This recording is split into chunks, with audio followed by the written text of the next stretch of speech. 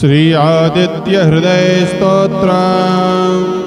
ततो युद्ध परिश्रांतं समरे चिंतया स्थितं रावणं चाग्रतो दृष्ट्वा युद्धाय समुपस्थितं दैवतैश्च समागम्य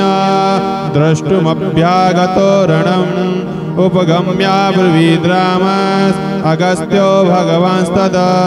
राम राम महाबाहो शृणु गुह्यं सनातनम् येन सर्वान् नरीन् वत्स समरे विजयिष्यसे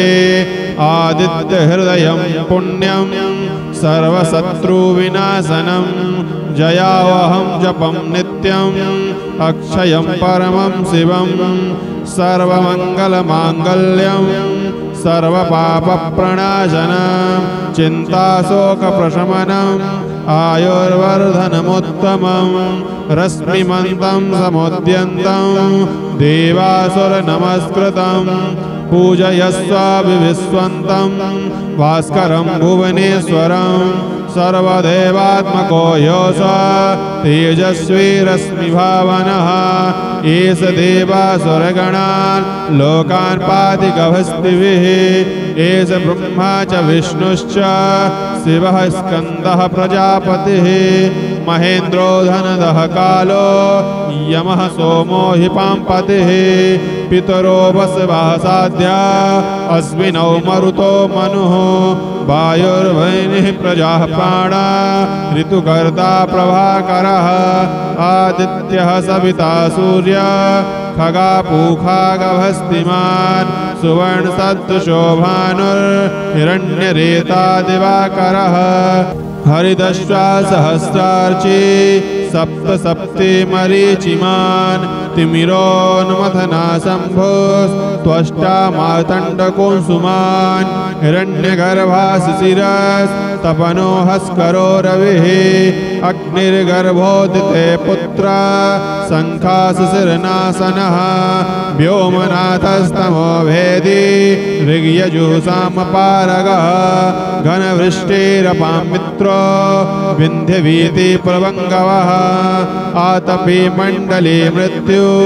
पिङ्गलः सर्वतापनः कविर्विश्वो महातेज रक्तसर्वभवोद्भवः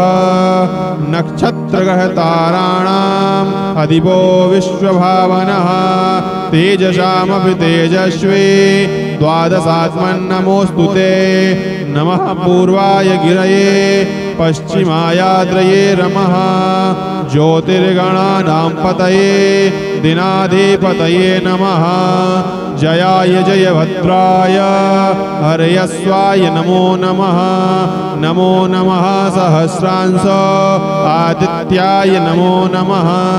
नम उग्राय वीराय सारंगाय नमो नमः नमः पद्मप्रबोधाय प्रचण्डाय नमोस्तुते ब्रह्मेशानाच्युतेशाय सूरायादित्यवर्चसे भास्वते सर्वभक्षाय रौद्राय वपुषे नमः तमोघ्नाय हिमघ्नाय